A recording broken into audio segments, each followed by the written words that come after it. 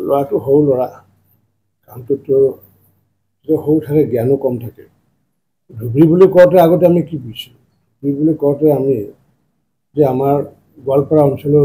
ধুবুৰী আছিলে কোকৰাঝাৰ অঞ্চলৰ ধুবুৰী আছিলে বৃহত্তৰ এটা এলেকা আৰু য'ত নেকি প্ৰতিমা পাণ্ডেকে আদি কৰি প্ৰমথেশ বৰুৱাকে আদি কৰি বিভিন্ন ধৰণৰ জ্ঞানী গুণী ব্যক্তি এই ধুবুৰী অঞ্চলৰ পৰা গৈ বিভিন্ন স্থানত বা বিভিন্ন ক্ষেত্ৰত তেওঁলোকে সুনাম অৰ্জন কৰিছে যিসকলে নাজানে অল্প জ্ঞানী তেওঁলোকে হয়তো এনেকুৱা কথা কয় গতিকে সেইবোৰ কথাত দৌৰি পেলাই একো লাভ নাই আমি সদায় পজিটিভ হ'ব লাগে কোনোবা এটা নিগেটিভ কথা এটা কৈ পেলাই নিগেটিভৰ পিছত দৌৰি দৌৰি কি লাভ হ'ব যিটো হয় পজিটিভ কথা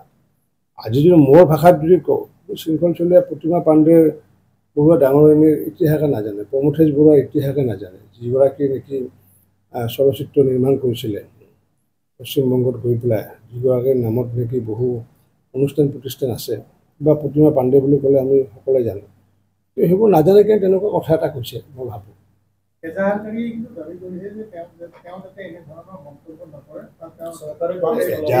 এজাহাৰ ঘটনা হৈছে কি এজাহাৰ দিয়াৰ লগে লগে আইনগত কথা হৈ পৰে গতিকে আইনৰ গতি ল'বগৈ তাত তেওঁলোকে কি বিচাৰিছে বা তেওঁলোকক কি ন্যায় দিব পাৰে নিশ্চিত ৰূপত আইনে নিৰ্ধাৰণ কৰিব